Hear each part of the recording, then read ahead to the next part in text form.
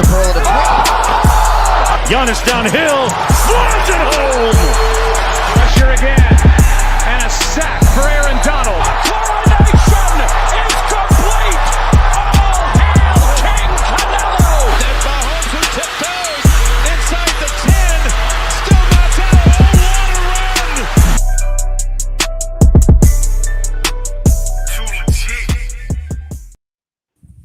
Welcome back to the Game Changer Show, live on the Right Way Sports Network. I'm your host, Aiden Mayer. We got Daniel, we got Malik, we got Ethan, we got Trey in the building.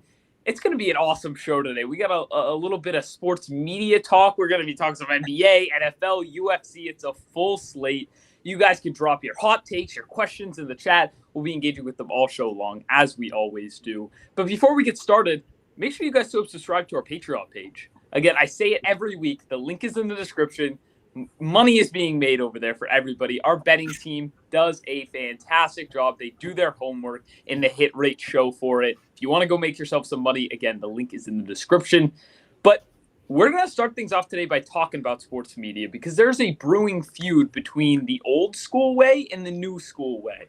It feels like right now, both sides, okay, you got the old, and I guess the thing that I want to start off with is a lot of people are reluctant to change. And these old people, older people in sports media, they've been doing this for decades now, and they have their way. They're set in stone on how they roll.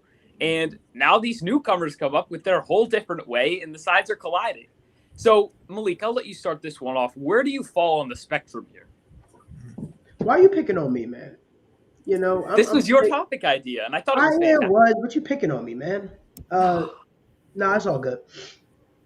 Yeah, man. I think that the way certain media members treat athletes are, it's pretty shitty, to be honest with you.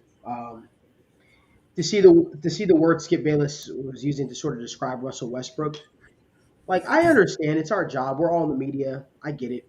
It's our job to sort of conjure up entertainment and have entertaining topics and stuff like that. But calling an athlete out of their name, calling them Russell Westbrook and saying a bunch of crap that you probably wouldn't say to their face, it's pretty out there. So you got to ask yourself, when do we cross the line between doing it for entertainment and fun to also doing it to simply just be disrespectful? And I think you kind of teeter on the line of disrespect when you're talking about a guy like Skip Bayless, saying the things that he said. And now, you got this weird feud going on between Draymond Green and Kendrick Perkins right now. To me, I just think for the media in general, it gives us a bad look all around, to be completely honest with you. It makes it seem like we can't control ourselves. And to be honest with you, that's why I haven't really been the biggest proponent of athletes turning into sports media talking heads after their playing career is over, because sometimes the ego is too big, essentially. And I think that's the situation that we're seeing right now when it comes to a Kendrick Perkins or a Draymond Green. I think that there has to be a level of respect at some point, whether it be them going at one another or they're going at athletes as well. And trust me, this is coming from the guy that, sits up on the show every single week, and he calls AD the softest big man in the league. Even sometimes I could be out there with some of the things that I say. But I think the thing about me is I probably 9 times out of 10, the things that I say on this show, things that I'd say on Twitter is probably the exact same things I'd say to their face. That's just where I stand, though. Ethan, what do you think? I don't know, man. It's kind of interesting, the new media and old media. You got, like Malik was saying, you guys like Kendrick Perkins and, Draymond Green, Patrick Beverly, JJ Redick, and you guys like JJ Redick are doing, good in this space. But I don't know, man. I really don't got too much to say on it. I think. At the end of the day, it's all for content with the old media, with guys like Skip Bayless. I mean, obviously, we all know he's just doing this for content to get views. He really wouldn't actually say this stuff to these guys' face, or maybe he would. I don't know. I mean, we know you wouldn't, Malik. What do you want to do to me? Hit me? But yeah, I don't know. I mean, I wouldn't go as far as to say Westbrook or right. Say somebody is the most undeserving person to get $47 million, or pretty much just come for somebody's livelihood. I wouldn't do that. But if I have the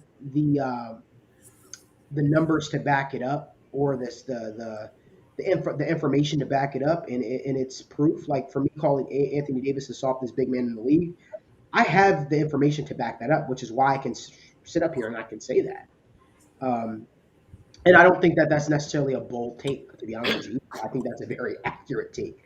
As offensive as some may see that, I find it to be true. I just think that just the other things that we see sometimes that I mean, did you guys see the video that Kendrick Perkins put out today before he deleted it?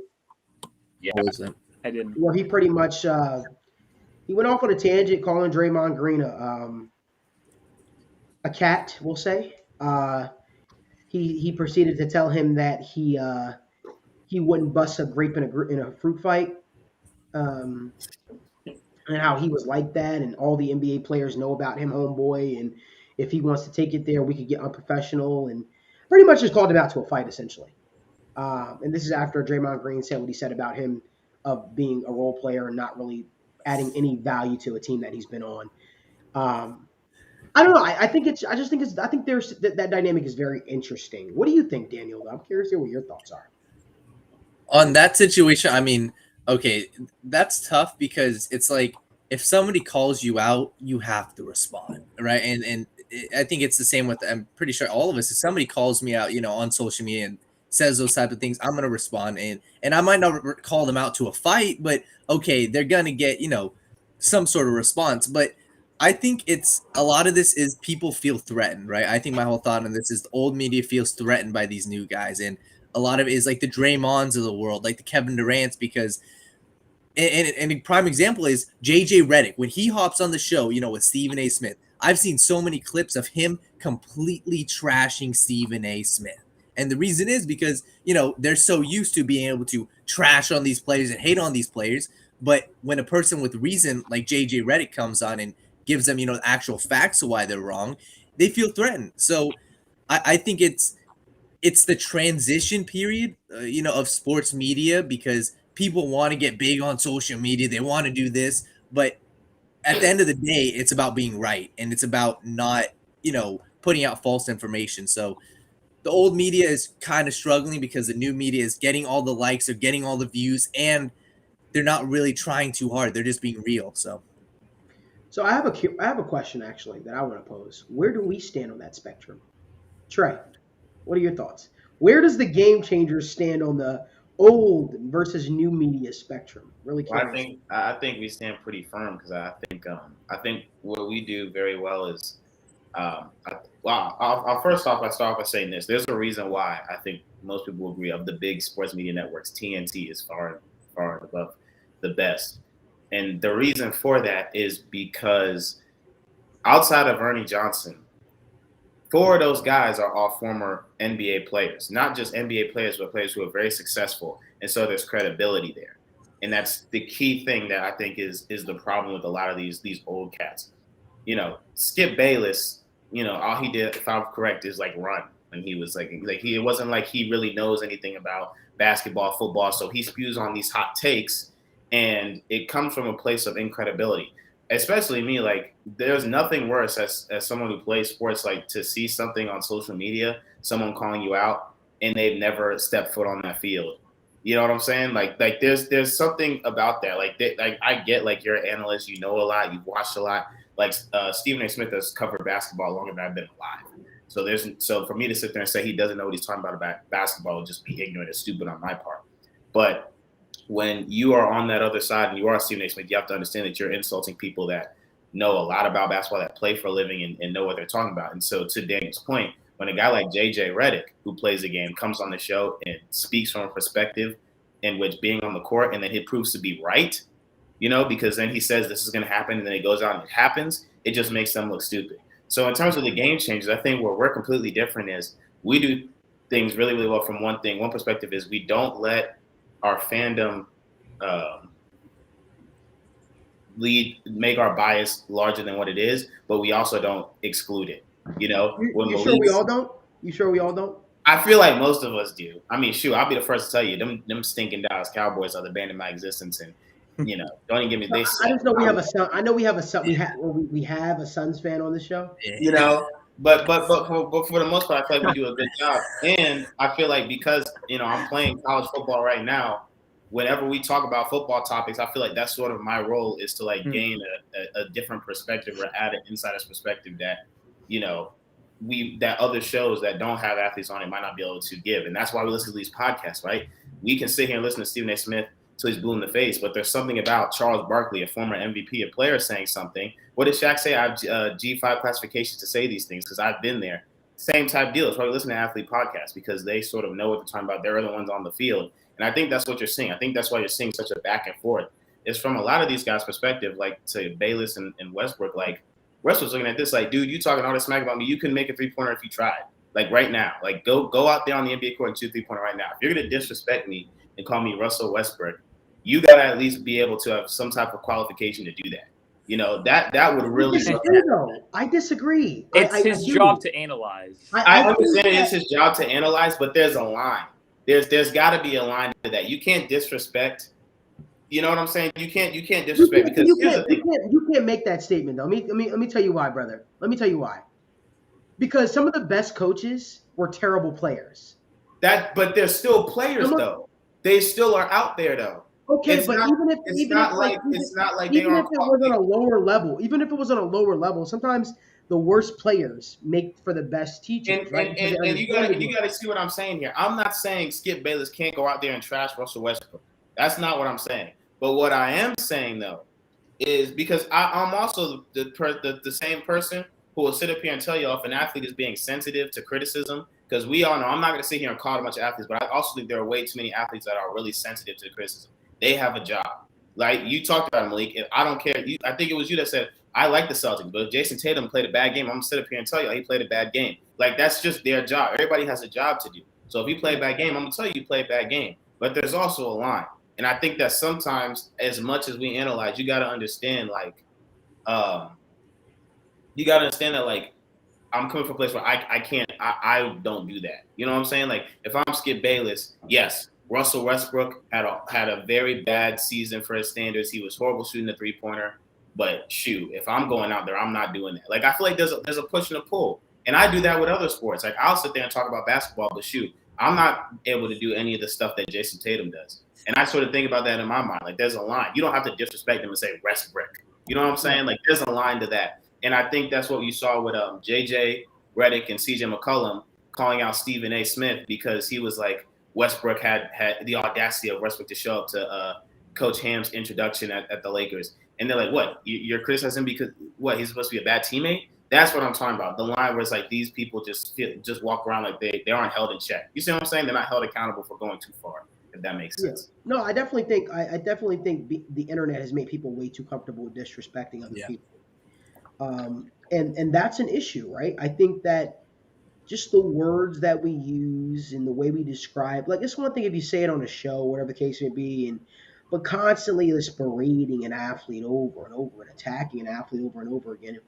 I don't know, to me that it gets borderline kind of crazy, if you will. And I think Skip Bayless is long past the idea of crazy. And I think the Skip Baylesses, the Stephen A. Smiths of the world have sort of opened up a can of worms with the way the mistreatment of athletes. And that's something that I've realized, and that's something that I honestly have an issue with. I'd love to debate one of those guys one day just to really test their knowledge. And, I know a couple of years ago, me and Stephen A. Smith had lunch and stuff like that.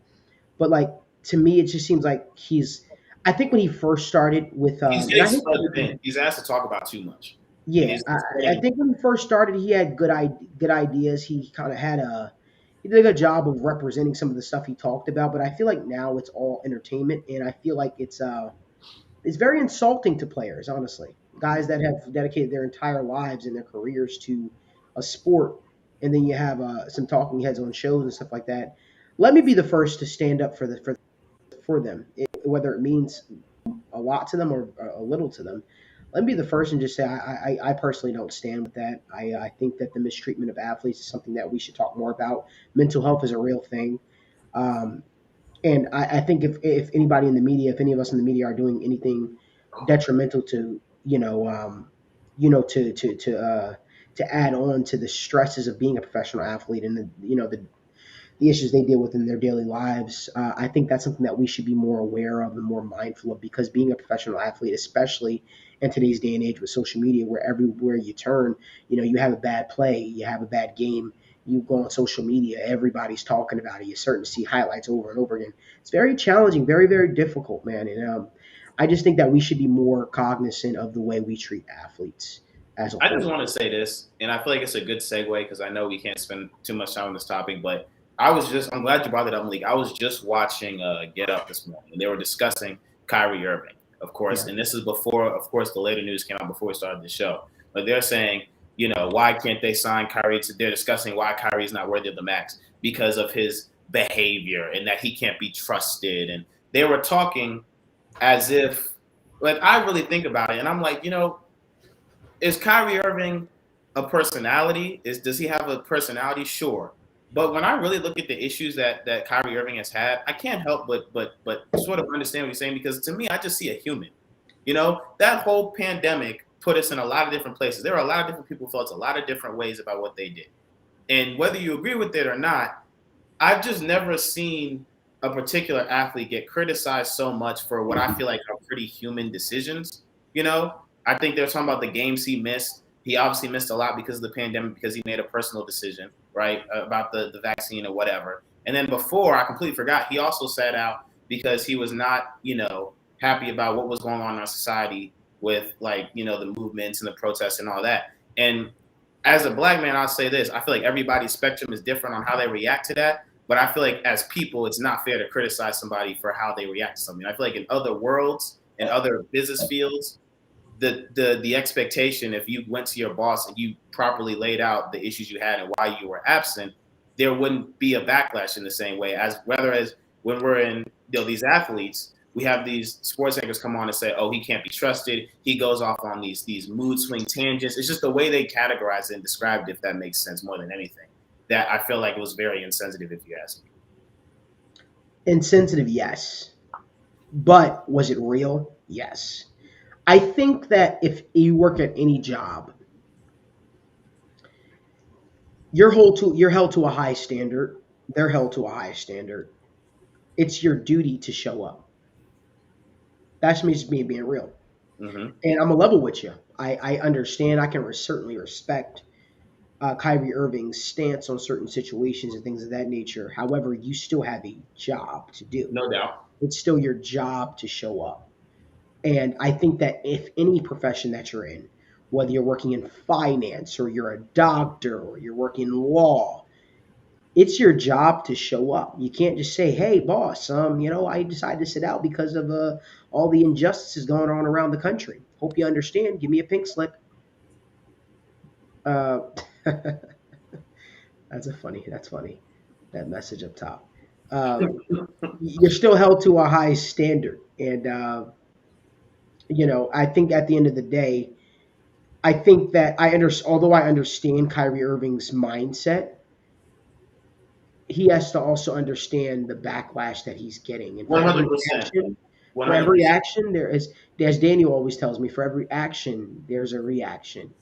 And Kyrie Irving's the reaction to Kyrie Irving's action is the backlash from the media. He can't sit there and ask for the max, for sure. And I completely understand from a business perspective everything that you're saying. And so my only issue was just the way in which, what we were talking about, these analysts were talking about it, as if he's expected to just go out there, play basketball, and, he's expected, you know what I'm saying? Like unless you're hurt, you should be there every night. I'm not saying that I completely agree with what Kyrie Irving is doing, but what I am saying is there seems to be, and I think you guys are saying this too, there's this level of we don't look at these athletes as human beings sometimes. Like, you got to understand that these are people just like you and I. And too many times, I think that's what we're seeing, is these athletes, a lot, especially in the NBA, where personality is accepted a lot more than the NFL. Guys are more than happy to go back on Twitter and sort of, snap back. They're not going to take it anymore, if that makes sense. And I think that's sort of what we're seeing. Well, we just talked about Kyrie Irving, so let's keep the conversation going, because I know the title says, will Kyrie and LeBron reunite in LA? Unfortunately, Kyrie opts into his player option. Like, 45 minutes before the show. So let's just go ahead and audible a little bit and talk about the Brooklyn Nets now. They've got Kyrie and KD back. So is it now a do or die season for the Brooklyn Nets? Daniel, I'll let you start. Do or die, yes. Like, I don't see any world where this isn't, right? This situation was dire this year, and that was, it seems like it's going to work out fine. If they go in next year and don't make the championship, it's over, right? And also why it's do or die is because we're going to figure out what's the deal with Ben Simmons. Like, there is no, he comes into the season and, decides to hold off for another year. That's not happening again. So, yes, this year is do or die because it's either going to be, all right, this team can win a championship and they'll continue to run it back the year after, or, all right, Kevin Durant, Kyrie, they want to blow up. And Malik, bro, you're killing me. I don't know what's so funny. I'm curious. Yeah, Malik, how about you share with the class? Yeah, Y'all ever seen the movie Dumb and Dumber? I have seen it. Hey, let me ask you a question, buddy. What's the definition of insanity? Doing the same thing over and yes, doing the same thing. Yes. Kyrie Irving. Yeah,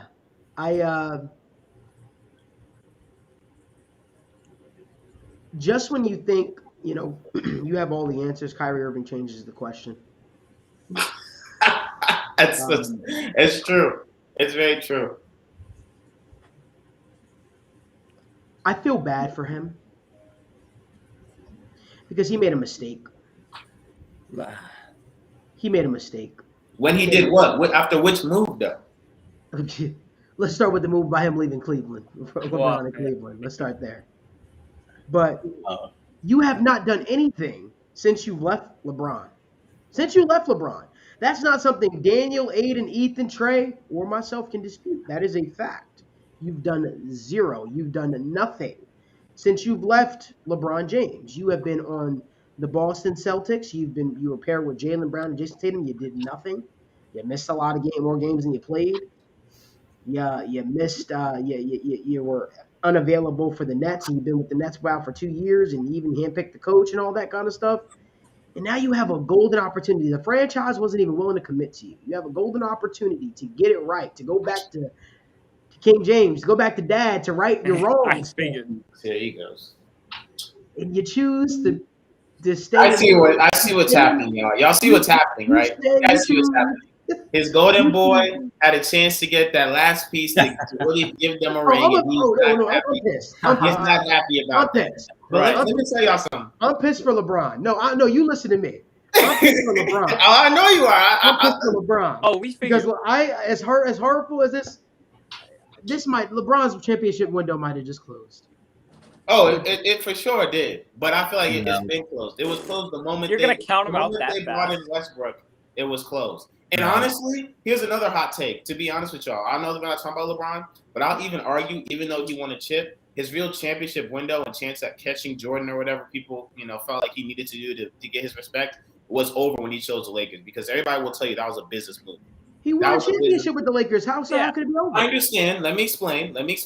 And look, again, before y'all jump on me, y'all called me crazy when I sat there and said the Steph Curry thing. This is not related to that at all. I'm saying everything. I always sound crazy at first, but everybody knew still arguing that was a business move. That was a business move because the business is out there, the movie opportunities he had. That was more of a final destination. We could see him retiring as a Laker move. That wasn't a going after chips. But hold up, that wasn't. I don't want to talk about that right now. Just let me.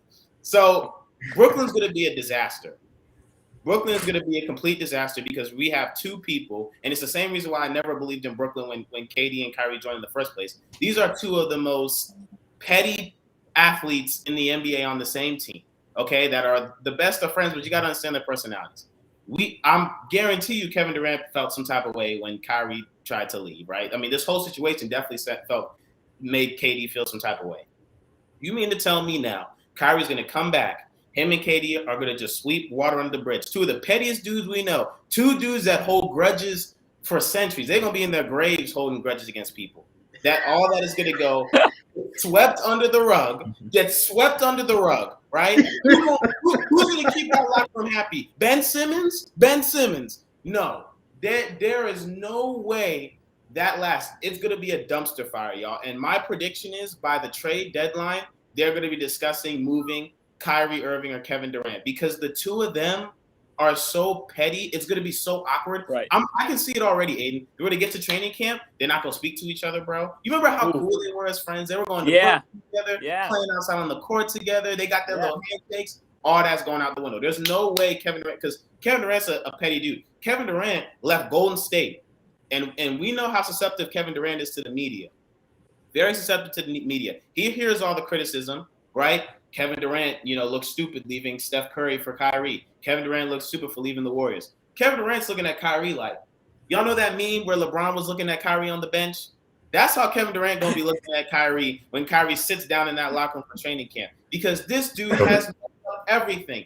Kyrie hasn't been on the court since they've joined up. Kyrie has caused nothing but drama since they've shown up. And Kevin Durant is not going to be happy with that. And it's going to blow over this upcoming season. This is the cherry on top. And I'm telling y'all, it's going to be a complete disaster. Complete disaster. It's funny. Drake has a quote on one of his. I like how I just hopped right in real quick, just like a real elite, real quick.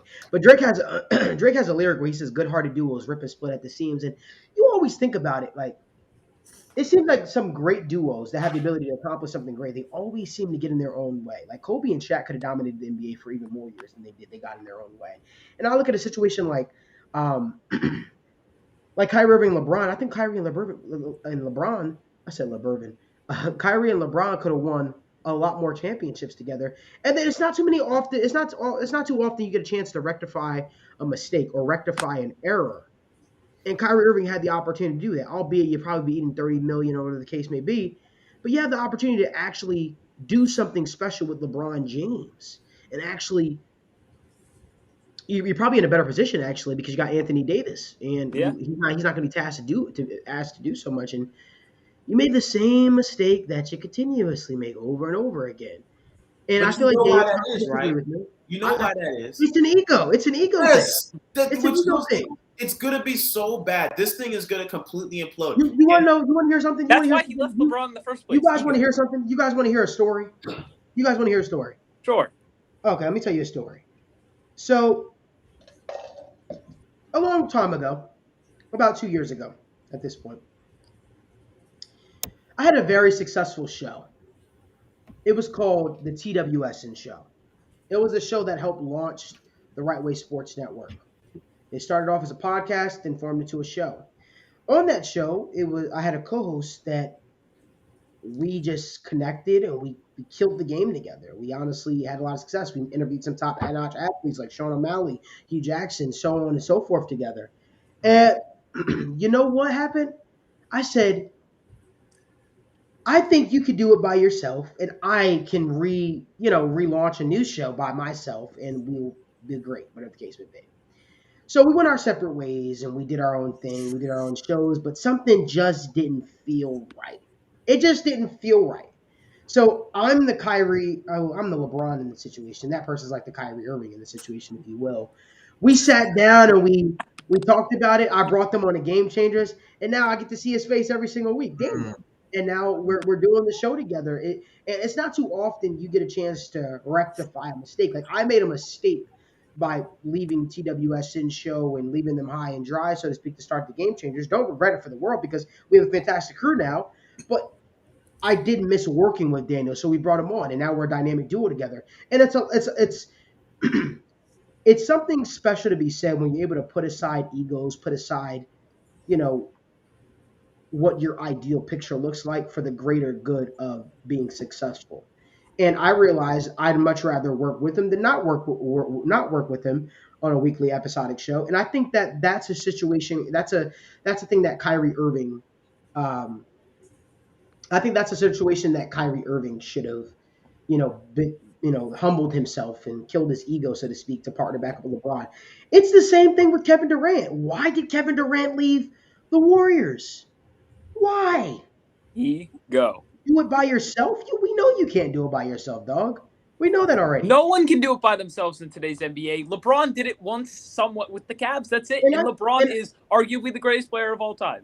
It's an era of super teams. And listen, to me, that's crazy. I think KD and Stephen Curry could have been one of the greatest duos of all time. Oh, yeah. The greatest. And KD broke that up because he had a little spat with Draymond Green on the court. You broke up a dynasty. You getting multiple rings. How many rings does he has? 2? 2. Two. Because your ego, you were hurt by what Draymond Green said to you. I'm sure the Warriors would have chose you over Draymond Green any day of the week. And for you to leave, to me, it's just stupid to me. Both of their reasonings were stupid. It's a disaster. And you know what you're describing? You've said it, but this is why they're the same dude.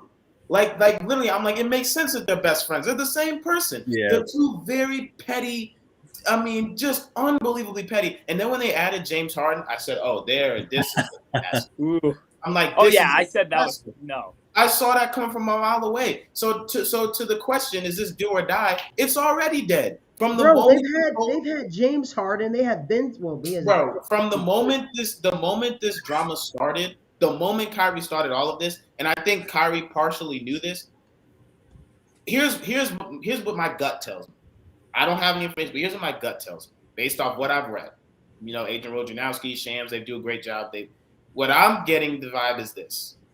Kyrie Irving asked for a trade. The only team that was willing to do a trade were the LA Lakers, because nobody else had the cap space or the money or the trust to commit to a max deal. Kyrie at first, being the wishy-washy guy that he is, let's just call it for what it is. I defended Kyrie, so you guys know I like Kyrie. I defended him just now, but I'm going to be honest at the same time. Kyrie Irving, being the wishy-washy guy that he is, was like, okay, I'll just go to LA. LA is warming up to me. But then he also sat there, and to Malik's point, he saw LeBron. And then he thought about, well, do I want to do that?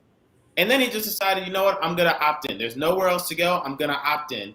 And now I personally think he's going to realize, when he gets to, I've pissed off a lot of people. It just feels like it's a whole, I feel like I went through a whole emotions and waves, up and down. The Nets are ready to lose Kevin Durant and KD. They'd rather lose, or Kyrie and KD, they'd rather lose them instead of going through what they went through last year. And now they're opting back in. It's just all over the place. It's just a Kyrie Irving show every time. It's out of control. It drives me nuts. I think, the reason why I disagree with you guys is because I think this is the right move for him, because he gets the best of both worlds. He's opting into a 1-year option, right? It's a 1-year option. Yep. Who's to say that LeBron James isn't going anywhere? He's not. So why can't – what's funny, Malik? What's funny? No, go ahead. Continue. What's funny? Continue. All right. I want to laugh, but he can run it back with Kevin Durant, see if it works, and then next year or even the trade deadline, and I just don't see this is the right move for him. LeBron would still want him next year. Nothing in the Lakers. But that's just the risk of waiting. All of a sudden, if LeBron feels that third max, LeBron is 36. What is he? 36, 37 years old. He's not waiting around a year for Kyrie. He wants to win now, ASAP. And I don't think LeBron cares about winning right now, to be honest. He's following Bronny. I don't think so. You think LeBron James don't care about winning right now? He's now, I don't think that their team is fit to win a championship. That's not what I said. You don't think LeBron cares about winning right yes, now? LeBron James wants to win basketball games. But is that his top priority? He wants to win championships. Look, I'm going to be honest with y'all. I'm with Daniel on this. I think LeBron's top priority right now is to be healthy enough to play with his son. Yep. Seriously. And from an athletic perspective, that's it. There's a reason why he went to LA. Let's call it for what it is. That's what I said earlier. If he really wanted to win, he would have gone somewhere else besides LA. LA was a business. He won league. a championship with the Lakers. He brought because he was the best in the world. He was a top 5 player at the time. I'm gonna kill your argument. I'm gonna kill you. Hold on. I'm gonna kill your whole argument right there. If LeBron James wasn't trying to win a championship, he would have never had the Lakers. Nobody said he wasn't trying to win a championship. You're misconstruing top priority and not wanting something. Everywhere he goes, he's going to want to win. You think LeBron wants to go out there and tank? No. But what I will say is do you think LeBron James is willing? Let's really level here. let's really level here for a second.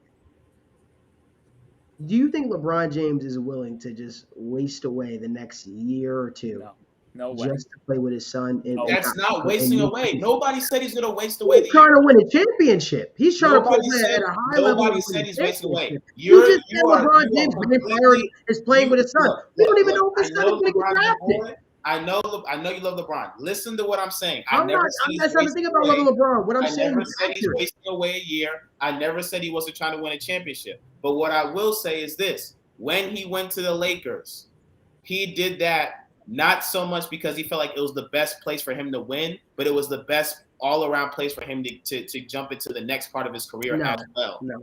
That is a fact. Yeah. That is a fact. No. Okay, Everywhere he goes, there's going to be a championship LeBron contender anywhere he goes. The Los Angeles move was a business move. He can do both. He did both. He still won. did. Both can I'm be not high disagreeing. priority. I'm not disagreeing. But the top priority is not to win championships. That doesn't mean it isn't a big priority, but it's not to win championships.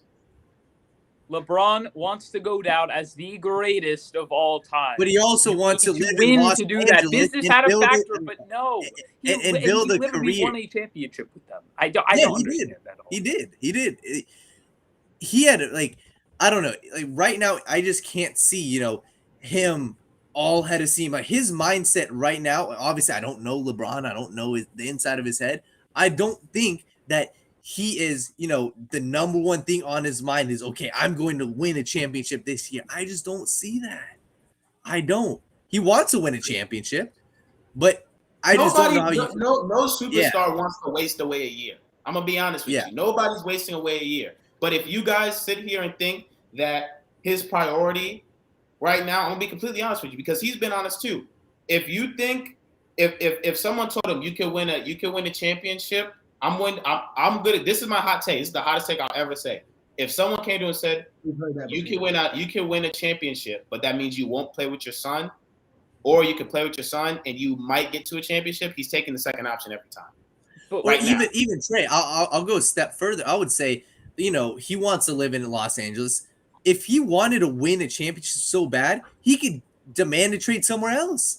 There are many other teams that are suited to win. He won one in LA. Forget, like when he was a free agent, there was nothing attractive about the Lakers. It was like Ingram, Lonzo. There were no options there. There was nothing attractive about the Lakers. Everybody said, and that was the number one criticism he got. When he did that, people literally said, oh, he's never going to win a championship. This isn't a championship move. Do you know what was attractive about the Los Angeles Lakers?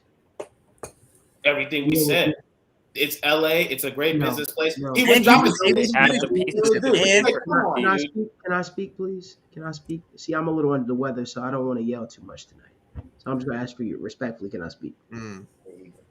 It was the fact that he hasn't played. The Los Angeles Lakers hadn't made the playoffs in 7 years, and had he gone to LA, he would have been known as the guy to revive the Los Angeles Lakers. But that wasn't the number one reason why he went. No, that was one. No. Regardless if it's the number one reason, we're not in the man's mind. We don't know what his priorities were. We don't know what it was. But here's the fact of the matter is, LeBron James went to the Los Angeles Lakers. He was the first domino to fall to go to Los Angeles. He then orchestrated a trade with the Los Angeles Lakers in which he made sure that they landed the big fish, which was Anthony Davis from the New Orleans Pelicans, right? We knew LeBron James was the catalyst behind Anthony Davis becoming a Los Angeles Laker, behind Brandon Ingram getting traded, which was a dumb move by him because the New Orleans Pelicans wanted Kyle Kuzma originally, and he said, no, take Brandon Ingram. Instead, she should have kept Brandon Ingram. He would have been better off with Brandon Ingram. But hold on, Daniel, please. So the fact of the matter is, regardless what his ambition was, regardless of what was a priority or not, the fact of the matter is he revived basketball in LA. He won a championship with the Los Angeles Lakers. He orchestrated that trade with Anthony Davis. So it has everything to do with what we're talking about. Listen, the fact of the matter is LeBron wanted to win a championship in Los Angeles. He brought a championship to LA. Nobody said he didn't. Nobody said he didn't, though. You can't say he didn't. He did it. But nobody's saying nobody is disagreeing with what you're saying. Trey. I'm not here to dispute with you. LeBron obviously had other career motives in mind. Of course. The Space Jam 2 and all that crap. We all know that kind of stuff. That's not breaking news to anybody. We all know that. I'm simply saying, though, to make it seem like his motive wasn't to win a championship is Nobody We're said talking about that. right now, not the past. Yes, and you, It's still his motive. Bill is Wait, absolutely. He's 37. He's trying to go down as the Malik, greatest. He's chasing rings. Yeah, Of course, listen up LeBron here. wants to Hey, win. He doesn't have time. let me ask Listen up you, here, Aiden, hold on, Malik. Let me ask you a question because I remember we've Listen sat up on here, multiple chatting. shows. Hold Listen on, up here chatting, man. hold on. We've sat on multiple shows, and even you said at the end of the year, you said LeBron looks checked out. LeBron looks done. He did. So let me ask you: is his best shot to win a championship right now with the Lakers or with another team? thank you, man. I mean, you know where I stand with that. I've said it several times. And that's I just think That's that what we're I think saying. I think LeBron is doing everything in his power to try to make Los Angeles a championship contender still, which is Yes. why he wanted them to pursue Kyrie Irving. Yes. I think he's still he's doing everything in his power to make them a championship. You can't dispute that. Yes. Well, who do you think is behind the Lakers wanting Kyrie Irving? It's he LeBron. wanted Kyrie. He wanted Kyrie, but he's not like. Don't say he doesn't have any interest. And the reason why you would bring Kyrie Irving to Los Angeles is if you have championship ambitions. Yeah. And guess what? Don't sit up here and say LeBron. That's an insult to him. That's an insult to his legacy. He obviously has interest in winning a championship. Don't say No, he he can win a championship. Everybody says he has interest in winning a championship, but You literally just sat up here and said his priority wasn't winning a championship. right now, no. His main priority is And not that's where we winning a disagree. championship. That doesn't mean it isn't a priority. I wholeheartedly disagree with that. I would disagree with that every single day of the week. I think every time LeBron James steps on the basketball court, his intention is to winning NBA championship. Yes. The only year where I felt like that On a was basketball court? Hold on one second. Yes. Hold on one second. I think the only time that was not in his that was not his mindset was the first year when he went to LA, when he said, even on the podcast he did, he said he didn't feel like they had a team to compete for a championship that year. That's what I think. And I think Daniel tried to use the fact that I said LeBron looked checked out last year. Yeah. At the end of last year, as a defense standpoint to what he was saying. I think anytime you're playing with Russell Westbrook chucking up threes and missing, I would be checked out too. To be completely honest with you, Anthony Davis, who's injured every other game, I'd be checked out too. So to me, that holds no weight at all. I think he was a 37-year-old athlete carrying a basketball team and had no help around him. The next best player probably was Carmelo Anthony. And he wants to play with Kyrie Irving. We understand that. Goes back to my original point. I don't think that it's a stretch for him to, they're going to try to win a championship this year. I get it. But because of that doesn't mean that they're not going to say, oh, maybe next year we're going to get Kyrie. All right. Like they're going to try, but they're going to keep that max slot and hope that, I don't think that they're going to trade for Bradley Beal this year. I don't think that they're going to trade for another star. I think that they're going to try and wait it out for Kyrie. Championship. For sure, but I also if you think LeBron James is gonna stand for the Los Angeles Lakers to go into this next season with this roster that they currently have, you got another. You're wrong. You think they're gonna get another star? I never said a star. He never. That's not what I'm saying. I might be wrong, but do they have the space? If I read correctly, it was to the point where Kyrie was willing to sign a minimum at one point. There was a report that he was gonna because they just don't have space. Oh, it's crazy. Trust me, it's crazy. It's crazy right now. But I also think the cap space is a little bit of a mess. You can work it. And so many of the role players are free agents. You're talking about a team that the Golden State Warriors had Kyrie, had KD, Stephen Curry. Listen, I honestly believe, listening to LeBron James, I think he really likes to coach. I think that, believe it or not, I think as crazy and up and down as Westbrook has been, I think he does believe in Russell Westbrook. I think he believes that Anthony Davis is going to be healthy, and I think he likes the core. I think they might try and deepen it a little bit, but I really think LeBron might be okay running it back, quite honestly. Yeah, I don't think so. I hope not, for his sake. But I don't think so. I don't think Russell Westbrook will be a Laker to start the season. I think he will be. I think Westbrook will be a Laker. I don't think so. We'll see. I'd love to see. I just don't think that Kyrie and I just love how that started off as the Nets. The banner said Nets the whole time, and we're talking about the Lakers. LeBron. Yeah, we went on a tangent about LeBron James, sparked from Kyrie Irving. But our next topic, a little bit NBA draft. We'll run through this quickly because I know we still got a lot to get to. But this Detroit Pistons team, they obviously get Cade Cunningham last year. They have a lot of young talent. And at least in my opinion, the opinion of pretty much the consensus, they were one of the biggest winners in the draft. They got Jaden Ivey at 5. They traded for Jalen Duren. I thought their second-round picks were fine as well. But, Ethan, I'll let you start because you've been really quiet down there. Do you think this Pistons team can emerge as title contenders within the next 3 years? With the roster they have now, no. I think if they can add another, veteran all-star to this lineup, I think they can easily, in 3 years from now, with the young guys they have now, I think they can be top contenders in this Eastern Conference. Last week, you guys remember who I said was my favorite player coming out of this whole draft class. It was Jaden Ivey. I've been all over this kid. I love the draft pick by Detroit. I think he's going to be a stud. I think he's going to be a multiple-time all-star. Him and Cade Cunningham and Sadiq Bey, and people forget they have Marvin Bagley, who was a third-round pick a few years ago. They could go out and get DeAndre Ayton. I think their coach, Dwayne Casey's awesome. I really do like the Pistons. I'm going to buy the hype on them, but I want to see them add maybe one more, veteran all-star who can really, give them over the hump and have them competing against other, true title contenders. Which I'm sure they will. They've been in the market this offseason. I'm not sure they will do it, but I love their young talent. Cade Cunningham can be a number one on a title contending team.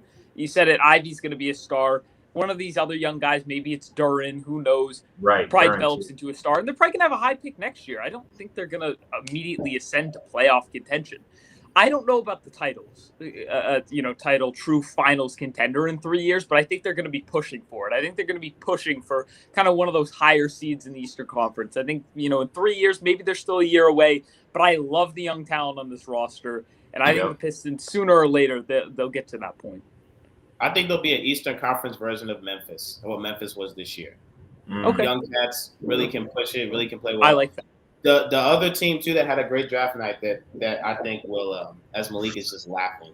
That's what I can see them. If it works out the way it's supposed to, that's what I think. I don't think they'll be title. But the other team too that deserves love is the Oklahoma City Thunder.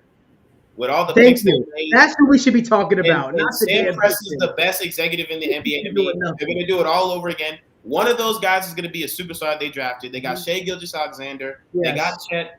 The French kid, Osman Jiang. I'm really excited about him. I think he's really good too. Yeah. The Thunder, and then they got picks in the future too. Man, you still got? Dude, the Thunder. The Thunder. I'm willing to bet that 3 years. I say this: if we switched it from the Pistons to the Thunder, I put money right then and there. They'd be in the Okay, well, the Pistons are still a good question. Let's not overlook this. Who cares? Nobody cares. The Thunder, what do you mean? Thunder will 110% be back. Sam Presti is fantastic. He's doing what who is it? Sam Hinkie for the Sixers. Sixers had that same theory of you get a bunch of lottery picks. You draft them, one of them will pan out. That's what Presti's doing. You get a bunch of young talent. They all don't have to be stars, but one of them will be a star, and the rest are good. Yeah, that's right. Let me just say this. In all my years of doing this show, of doing a show, whether it be the TWS In Show, whether it be the Game Changer Show, I ain't never even uttered the words Pistons. That should tell you all you need to know. Why are you disrespecting Detroit, man? What the hell? Man, no, Detroit. We're gonna keep this clip. That's a 3-1-3. They're gonna be good. This is a record breaking. This is a record breaking moment. I never even mentioned the word Pistons before. Detroit basketball before. Damn, holy hell! I thought we were back in the 90s. Well, my player plays for them on 2K. He hard. Me and Cade Cunningham, we turning up right now. Trash. Aiden, you got some things to say. Yeah, well, I don't understand. We're talking about the future here. Like, just look down the line. I agree with you. The Thunder are great. They are. But he's not a future guy. Come on, I'm not a future guy. Dealing with reality, man. Yeah, he's a LeBron fan. He don't have to deal with future picks. Every year it's a championship year. I thought this question was pretty easy, honestly. Like, the Pistons are clearly going to be good. Good for you to want to talk about the Pistons. I ain't gonna waste my time talking about no damn Pistons. Then don't. We got things to talk about. I ain't talking about no damn Pistons. All right. I have a question for you because I feel like I just love, aside from the Suns, I love to hear you talk about basketball. But I have to know, just in you guys' opinion too on this, I feel like Cade Cunningham is going to be a 20-point per game scorer. But are we really sure that he's going to be a superstar? Like, he's such a quiet scorer to me. You know what I mean? Like, I watch him. Yes. I see his stats, he'll put up 17 I think he'll be good, but like with all things with Detroit, they can't keep nothing good. I think he's good. Don't get me wrong. I think he'll be really good. But like, yeah. You said what? What'd you say? If we start 5 years ago, what has Detroit done? What has Detroit done? What? Hey, the bad boys, they Detroit's stopped done. Jordan. Some And then they things won in working. 05. How long Yeah, ago was right? that? Who cares? 5 years Who ago, the really bottom 5 cares? teams in the Losers East were now the lose. top 5. No, it's not. No, don't say losers lose, Malik. You When can't. you look at the The relative, Bengals, bro. though, The Bengals Bengals Bengals. changed. Like, you They can't. have Yeah, been on a really. uptick. Look at the Bengals. Yeah. They And were wait, literally when they Yeah. traded for Griffin, Comparison. remember they the traded for Bengals Blake Griffin, lived they in were the in the playoffs. Bengals lived The in the Cavs playoffs. got bounced them in the first round. They had Blake Griffin. They made the playoffs, and the Cavs bounced them. Remember that? Yeah, Detroit's been steady. They've been good. They're not bad. They when did you really what? They haven't been good. They have nothing. They're not as No, bad as what? you're making them out to They've be. been in the playoffs every year. They've They're been making playoff. it sound Not like every they year, were but like The Blake awful Griffin for like years? 12 straight years. You know what I'm All right, saying? let's fact check this. Hold on. Weren't they just in the playoffs just in get up 2017 or They're 2018? consistently between. No, you're the right, eight Trey. seed They've and been like once in like the past. Yeah, You it's just not say- like they've been the bottom for like you sit 12 up here straight talking about years. they're in the playoffs every single year. Hold on. All No, right, they so are They're hold on, hear not. me out. They're Hold on, not. hear me out. Hear me out. every No, year, they're Malik. not. Hold on, Not guys, hear me every out. So year. the past In three, your hold on, fantasies? Relatively, they're kind of butt.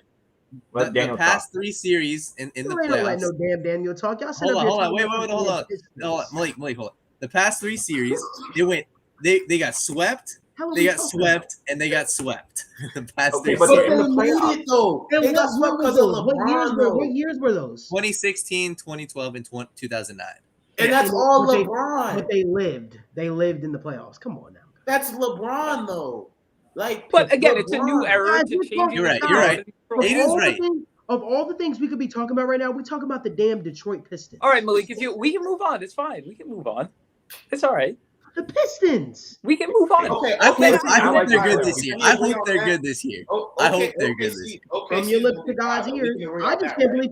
I can't believe right now we're talking about the Pistons. I just. Okay, When so I you said don't the remember. topics, you could have said, "Nah, let's not talk about them." Honestly, Pistons." I didn't know somebody somebody was here. I didn't know if I was versed going to to be it. here today.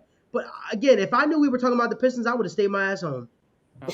You are. OKC gonna be nice though, right? That's so hard. OKC. What? nothing to Chet, talk about. Chet is going to Okay, be a star. I can Chet talk is about going to be a OKC. star. Mm-hmm. Nah, Chet's a bust, I think. I don't like Chet though. Whoa. No, Chet will not be the star of that. Ethan, what do you OKC. be saying? Ethan, what are you saying, bro? I agree. What? I think Chet's gonna be a Chet bust. is not You're gonna not a be- Your bust. but he's basketball, gonna be a bro. star. I gotta respectfully, I gotta say, your basketball takes are awful. Hey, you can wait, throw my wait, takes what? whenever you want, Malik. Like You just got said top five. You got top five worst basketball takes of all time I've ever heard. that's fine. Wait, That's fine. wait, wait. Basketball is not my Hold up, sport hold up. by any means. I could tell. Before we attack I could tell. Before we tell. attack Ethan, I don't think Chet will be the superstar that he was drafted to Thank be. you. I don't. I think he might be really good. He might have What, a bust? Okay, a bust is a No stretch. way. I don't think he'll be a bust. With the hype he's I don't getting, think I he'll don't be a know. bust. He's going to I be don't a see it. star. I think Yeah, he'll be just like don't- Porzingis. I don't trust any player from If he Gonzalez. was on the Suns, Ethan You would think be he's going to be saying- a If he was on Porzingis? the Suns, Yeah, if he like was on the Suns, 17 and Listen. 10. Trey, if he was on the Suns, would Ethan be saying that right now? No, relax. If he was on the Suns, they definitely don't lose by 50 because he gonna He'd swing be the second coming of Jesus Christ. What would he be saying? He'd be like, "Oh, I'm telling you right now, Chet's gonna be the second coming of Jesus Christ. KD, next KD. He's next KD. I'm telling you." That's what you'd be That saying. was gonna happen too. That was really gonna happen. KD was gonna come to Phoenix if Kyrie would have went to LA, KD would have come to Phoenix. I promise. I promise. It was, In what world? Yeah, I can see it. I can see it. it was gonna happen. It's I mean, hypothetical. I already knew It it ain't was. gonna happen. Look, Dean, a star. He'll be a star, but will he be like a top 5 player in the league? No. Top 15, I think. None of these guys Top are going to be 15, top 5 top in this 15 's class. I'll fine. tell you Top that much. 15 I is think fine. Paolo, no, low key. Nah, no. Yes. I will. I highly doubt it. Paolo and Jay I Knightley, have- bro. I could see them Yep. them developing into. Trey knows. And look, listen, man. There's Maybe like no I'm weird difference. for this, ALO. but there's something about that French kid that OKC picked up. I don't know. I like his handle. He didn't score a lot in the league, but just his athleticism, his handle, the way the game is going, he can start too. I will say this. Chet, I think, will be the second best player in this draft class. I think there'll be somebody else that will be averaging 2. But I think Chet will be a star too. I think Chet will make a couple All-Stars, average 17 and 10. But we'll look back and say, man, they could have drafted somebody else who was available, if that makes sense. You know what I mean? Yeah, absolutely. So let's switch gears to the NFL. Rob Gronkowski retires the other day. Obviously, one of the greatest tight ends of all time. Maybe even some people would say he is the greatest, and that's exactly what we're going to talk about. Who is the greatest tight end in NFL history? Daniel, I'll let you start. So Gronk, Tony Gonzalez, Kelsey. Like I think that's the three. I think that's the three because Kelsey's got at least 3 to 4 more years. Really? So, yes. Daniel, no tight end over 32 years old has ever had a 1,000-yard season. I don't know about 4 to 5. He's got Patrick Mahomes, and I think he's got 3 to 4 more really good years. But right now, out of respect, it has to be Gronk. Like I love Tony Gonzalez and what he did, but the fact that, and a lot of people will twist it and say, well, Gronk had Brady, Gronk did it. I'm sorry, like his prime, him at his prime, he did it. In the playoffs, and I don't know what Malik's looking at. Like, just killing me, bro. I just, it's got to be Gronk for me right now. Ethan, you disagree? Yeah, I mean, I think to me the greatest tight end of all time right now is Tony Gonzalez. He's a 6-time first-team All-Pro. He's got 14 Pro Bowls. 15,000 yards, 111 touchdowns. And the thing about Tony Gonzalez, honestly, is he changed the game for the tight ends. He was kind of like the first player who really, you saw basketball players coming out of college and playing tight end because you got that dynamic, basketball skill set that transitions to the football field. I do think Gronk is second. I think it's close. I just think if Gronk would have played a little bit more in his career, he had so many injuries in his career and he had a lot of time off. What, Trey? What? He had a ton of injuries in his career. You know how hard it is to stay in the NFL as long as he did, boy? This ain't the NBA. The average life is like a year and a half. He played, 10 years, 9 years? Boy, he played long enough. Yeah, a decade. Gronk played 143 games. Tony Gonzalez played 270 games. That's not normal, Ethan. That's why people called him the GOAT. That's Tony Gonzalez? Yes. Or Gronk. That's what I'm saying. You're sitting there saying, oh, Gronk, he missed so much time. I'm like, I think we're nitpicking. I mean, if we're discussing the greatest of all time. That's why I made the face. That's why I made the face. That's why. I'm sorry. Go ahead. No, it's all good. It's all good. It's all good. I just think if he would have, because the stats are there, because he had 92 touchdowns in 143 games versus Tony Gonzalez, 111 touchdowns in 270 games. So, if he would have played, even 2 more years or something, he probably would have had the stats to be named the greatest of all time. Plus, he's got the rings. Yes, he's played with Brady and the Patriots and all those teams, but I don't know. I think Tony Gonzalez's resume and what he did to the tight end position truly puts him over the top as the greatest. So I'll say this. The same reason why I think Rob Gronkowski has the edge over Tony Gonzalez is the same reason why I believe Michael Jordan has a slight edge over LeBron, even though we haven't got dove into that. But my point being this. Rob Gronkowski has a lot of rings, and that's the only thing I can't dispute about it. And I know that Tony Gonzalez never had Tom Brady, and I'll be honest, I think Tony Gonzalez is more talented than Rob Gronkowski. If you ask me who is the most talented tight end to ever play, purely off of physical and playing, who's the best tight end, purely take away the accolades and all that, it's Tony Gonzalez hands down to me. But I think if you take the talent times the accolades, Rob Gronkowski has the edge over Tony Gonzalez, but I wouldn't be mad at either one of those choices, in my opinion. And I also think the Travis Kelce thing isn't crazy because I think if you take in terms of when Daniel put him at 3, because he's got a ring now. Who was his 5 straight seasons of 1,000 yards? He's been an All-Pro 3 times. He's been very good. Yeah. And with Patrick Mahomes, he's has more yards than Gronk. With Mahomes, it's valid to say that he might be able to keep this uptick for, I won't say for 5 more years, but for definitely 2 to 3. Mm-hmm. And that might cement him as 3. But in terms of the Gonzalez versus Gronkowski, I think Gronkowski has the edge over everybody because you could say that he is as talented or more talented than all the greats that are in the conversation. And then he has better accolades than all of them. So. Well, look, what I'd say is I looked at Tony Gonzalez. Obviously, there's a lot more longevity there because he had crazy longevity. Crazy he only missed 2 games in his career. But honestly, when I see it, I think Gronk's the most talented tight end in all time, even over Tony Gonzalez. I mean, Gronk, the two-way ability, the ability to sheer dominate basically any matchup one-on-one in the passing game, and then also to be a greater in the run game. Extremely impressive. Extremely impressive. And look, I think Gonzalez is the one other kind of acceptable answer. And Daniel, you're right. Maybe I got on you and Kelsey a little bit too much. I don't think he's number 3 quite yet. I think he might be. I thought it was crazy at first when you think about it. I think You want him Antonio or Gates. Shannon Sharp? I still Shannon play Sharp, Antonio Gates Kellen over. Winslow, maybe Shannon, in the but Shannon Shannon Sharp. Sharp. Are we going to It is forget fine. Antonio Gates? Antonio Gates Thank is you. up there. Antonio Gates. I just said I that. think Kelsey is better than Antonio Gates, bro. I don't. Yeah. No. No. I low key I think don't Whitney either. is. Doesn't right Gates there. have the most? Witten, I don't. Nah. Yes, Witten was the epitome of consistency. You think so? Yes. Yes. But we're talking peak also. Yeah. Mm-hmm. Like to compare with Gronk. Guys, I mean, guys, Whitten and Gates were different. consistency. You guys have let Gronk, who is like a mere like monster we might never see again for another 10 years, construed your idea of what the most tight ends are going to look like. For real, bro. Like, Well- and you got to realize you got to realize the era in which some of these guys were doing it, and they carved out. They were some of the first people to actually make the tight end position like really like a receiving threat, if you will, and carving out a role for themselves. I don't think Travis Kelce is better than those guys. I think Travis Kelce is a very good tight end, but I can name a couple of tight ends who I think were better than Travis Kelce. It's the greatest though, not like best. No, these. This is what I'm talking about. I think I can name a couple of tight ends right now who are greatest of all time, who are better than Travis Kelce. It's not about flashiness and who does this, about who just is the epitome of consistency. Okay, but has there been like from a route running and like technical like better receiving tight end in recent memory than Travis Kelce? I mean, his route running, his ability to break away.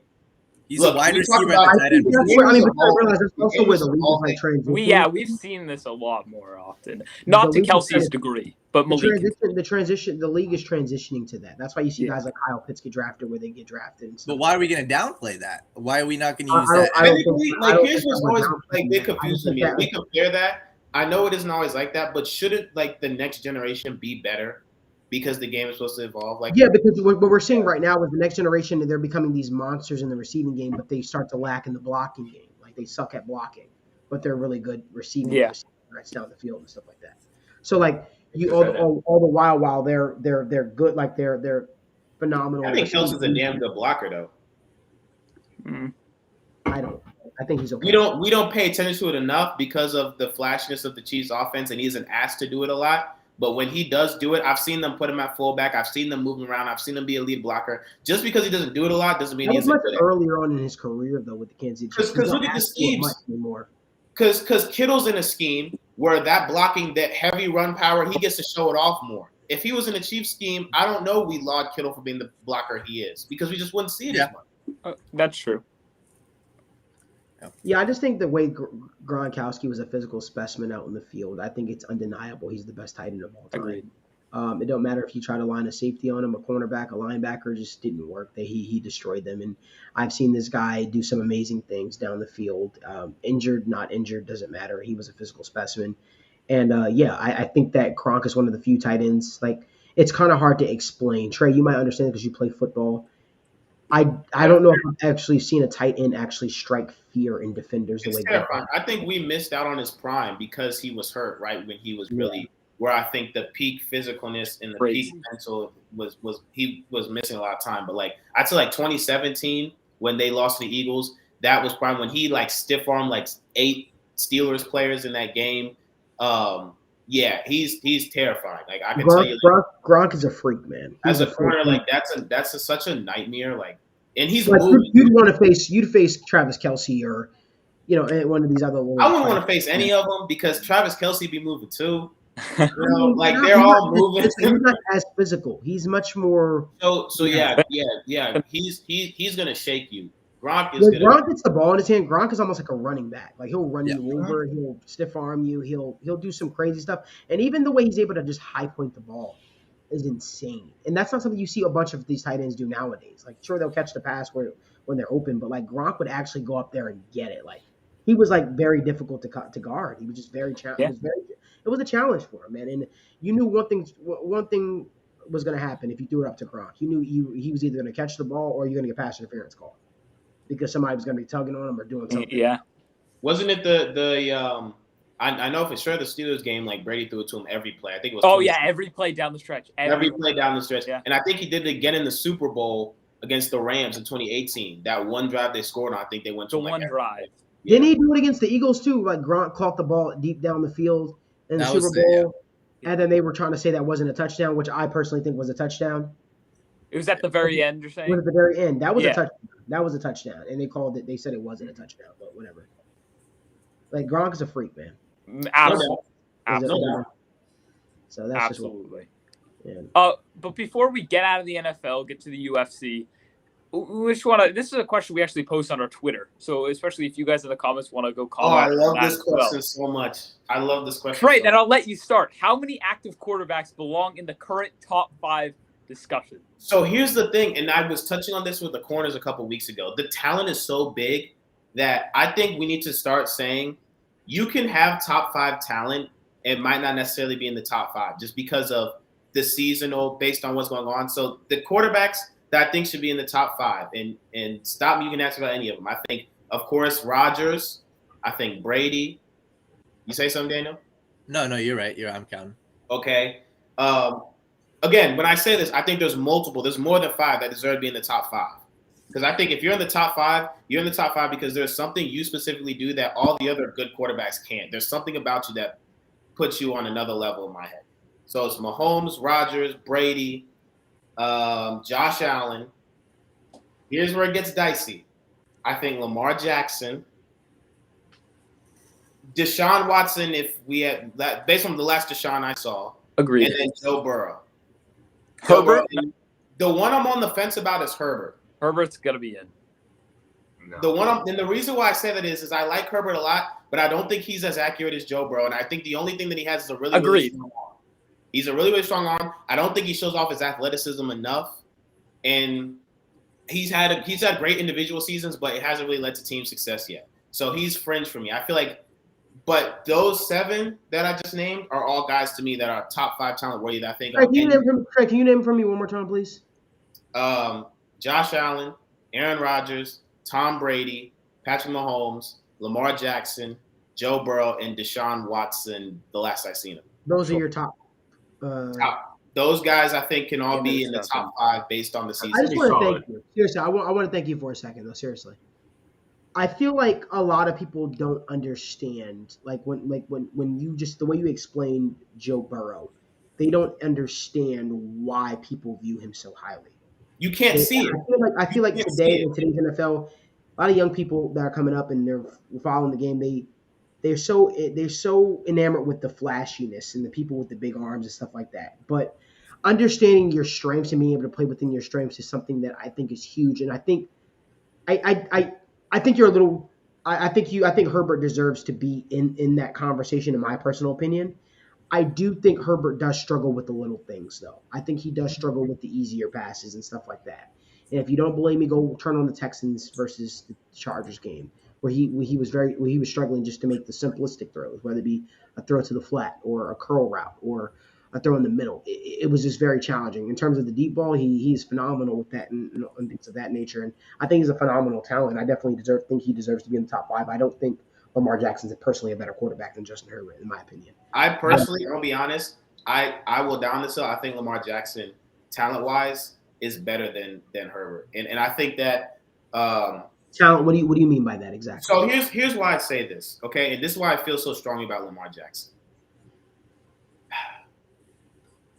If you're going to criticize Lamar Jackson's best aspect, let's be honest. What is Lamar Jackson's best aspect? Running. His running. He's amazing at it. Running. If you're going to criticize Lamar Jackson and hold that against him for why he shouldn't be ranked highly as a quarterback, I don't think that's necessarily fair.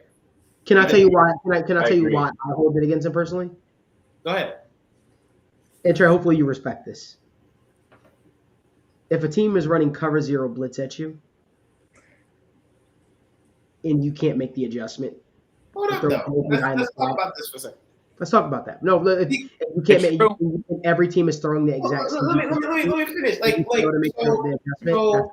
I'm not going to criticize Patrick Mahomes because he doesn't rush for 1,000 yards. Lamar Jackson is as good of a runner as Patrick Mahomes is as a deep ball passer, if that makes sense. Like, there's strengths. are equally strong. They just do it differently. And so you have to build around that. Lamar Jackson is not a bad thrower. We're talking He's about not a bad thrower. Huh? He's a bad processor. Yeah, I don't think he's a bad processor. I backed Malik up on this. I had a He's whole a bad breakdown processor. on our YouTube channel. He did not process that zero blitz 2 weeks in a row. The Bengals did it to him, and then the Miami Dolphins. The Miami Dolphins copy and pasted the Bengals game plan, and he still couldn't adjust.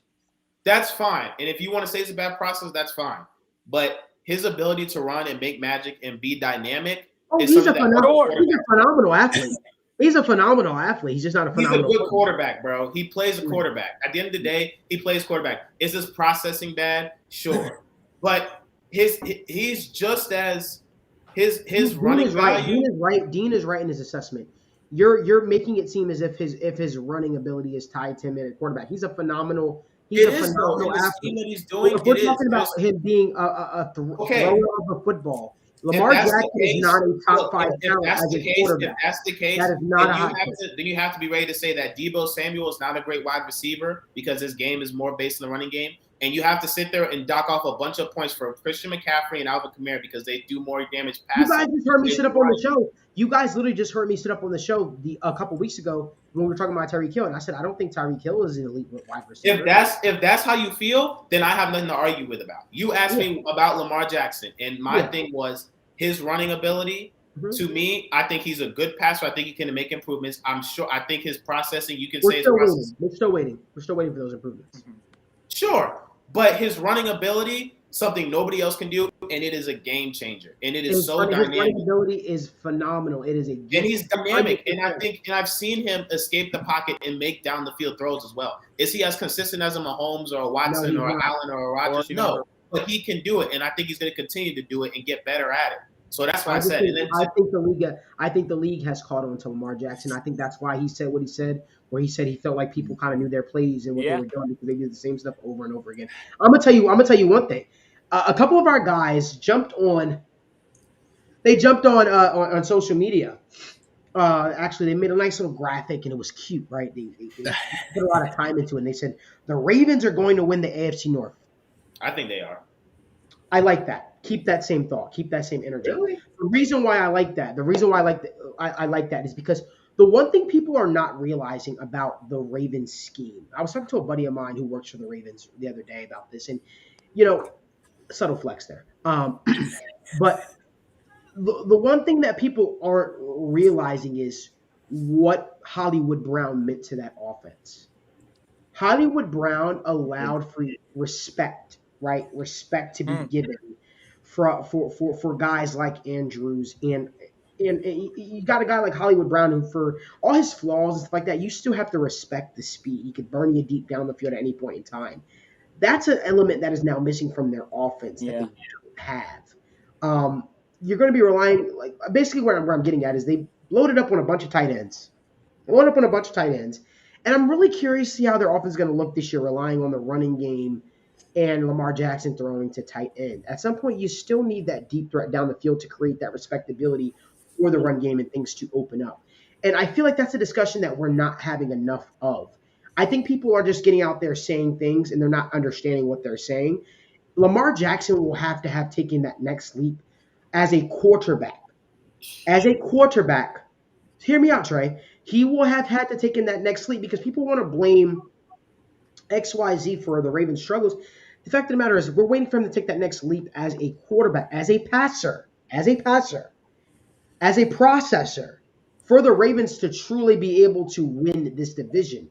Because what I've seen, the Bengals were the first team to throw out this new defense at Lamar Jackson. People think it happened this year. It didn't happen this year. It happened last year when they faced them. So not this past season, the season before last. The second time they faced them, they said, hey, you what? We realize we throw cover zero at Lamar Jackson. He struggles. He starts throwing inaccurate, and interceptions start to happen. Lo and behold, they followed it up into this year, and the guy put forth the disaster class. Other teams started catching on, doing the exact same thing to him. He put forth a disaster class. So we need to start seeing – what I'm saying is not a hot take. What I'm saying is not in any way it's not meant to disrespect. It's me being a realist. Aiden did a phenomenal breakdown for those of you who haven't had a chance to see it. You should look at our YouTube channel. People get so offended and hurt with what I'm saying. My job is to analyze the game objectively. And objectively speaking, there is a gap, a noticeable gap in Lamar Jackson's processing. And I'm not saying it. I want Lamar Jackson to succeed. There's not a lot of black quarterbacks in the National Football League. I want him to succeed. As long as he's not facing the Bengals, I'm cool with him succeeding. I'm no problem by me. But like I can't be blind and dumb and sit up here on the show and say. And I wasn't saying that. I'm not. No, you're not. No, you're not, Trey. Other people are. But I can't be like, Lamar Jackson's going to win. They're going to win the division. I can't say that because I haven't seen. This is his 5th year in the league coming up, guys, right? Yes. I haven't seen that next step for him as a passer. I've seen Joe Burrow take a next step. I've seen Justin Herbert take a next step.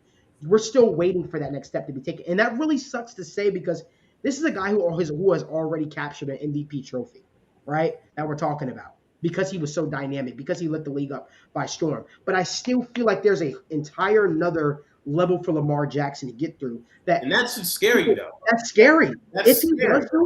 If he does do it, damn. But I'm inclined to believe if you haven't done it yet, if he doesn't do it this year, I'm sorry. 5 years in the league, you are who you are at that point. Malik, you're right. But my whole thing is last year they were 8-9. We're talking about just them being good, winning the division, winning 10 games, 11 games. That's the discussion, 12 games, whatever it is. They were 8-9 last year. Their running backs got hurt. Their offensive line was hurt. Their defense was hurt. Lamar Jackson played 12 games. They were like 7-4, 7-5 in those games. Yes, he's not going. I don't think he'll ever be that passer. Like you said, in 5 years in the league, I think this is who he is. But I can see their team as a whole taking a step up and Lamar Jackson still being dynamic and them winning 10 to 11 games. I think it comes down to the wire between them and the Bengals. I just think the team as a whole, and because of how dynamic he is, I think that they're going to be a damn good team this year. So, yeah. Hey, to your point, real quick. Wait, before you go, Trey, they didn't get better. They got worse. Injuries. I think they got better by being healthy. They get J.K. Dobbins back. They get Gus Edwards back. They get Lamar Jackson back. They got running 12 back. games. They get Lamar running backs back. That's their offense. Avery's coming back. Kyle Hamilton's going to be back in that. Yeah, but their offense is less effective without the field spacer. It's absolutely. They were 8-9 last year, and Lamar played 12 games. You can find speed, by the way. Marquise Hollywood Brown's not the only fast wide receiver. So who is that guy on their roster though? We might not know him yet, but he could. By the time the season rolls around, they might have. It could be Duvernay. It could be Duvernay. We know Bateman's going to be good. Yeah, Bateman's not a full. I love Bateman. Bateman's going to be intermediate, but he's not. I could see Devin Duvernay. I deal. Aiden. Here's me. I deal with realistic things. I deal with things that I know and what we've seen so far. And what I've seen so far is that this Ravens team. This dude trying to call me out. I'm not. I'm just being real right now. What I've seen is they don't have an answer for the Bengals' three-headed monster at receiver. Fine. That's fine. I'm not talking to you. I'm talking right now to Aiden. And what I've also seen is Jesus Christ. they, in terms of from a defensive standpoint, they have a new defensive coordinator coming from the college ranks. Don't know how that's going to pan out for them. I personally think they made a mistake firing their defensive coordinator. Personally, if you ask me, I think they made a mistake. I think that he's a very good defensive coordinator, and I personally wouldn't have done that. I struggle with how they're going to look offensively. I still don't think Lamar Jackson is going to progress as a passer, as a processor, and I think that's still going to be something that's going to hold them back. And with without the dynamic of a guy like Hollywood Brown who could stretch the field, I think that's going to rear its ugly head. That's the only thing I can speak for you. I think that in terms of this division, the AFC North, I think it's the Bengals to lose personally. I think you're right. You're right. I think the Browns are going to have a down year with especially if Deshaun Watson is facing a year suspension the way he is, and I think the Ravens are going to be the only challenge to the Bengals. And I don't think that they have an answer for the Bengals' offense and what the Bengals throw at them defensively. And the one thing I'll add, Trey, to address your point earlier, Lamar Jackson's strength as a runner, yes, it's extremely dynamic. I get that.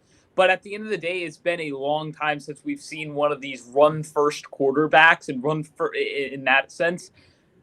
Like Cam Newton, I know he made the Super Bowl, but he still fell short, and then the wheels fell off. The thing is, too, with Lamar Jackson, I feel like 2019 would have been their window to do that, where okay, no defenses have adjusted yet because We're we talking did about- see it last year. The Bengals, the Dolphins shut that offense down because at the end of the day, Lamar Jackson's limitations as a thrower have shown up in a lot of these games, and they're going to continue to more and more and more as defenses start to catch on more and more and more to stopping this run-first offense. Again, I know they're getting some of these running backs back. They're going to be a good team this year, but the window closes. I just don't understand, Aiden, how them getting running backs back and considering what the Bengals did last season, it's completely disrespectful.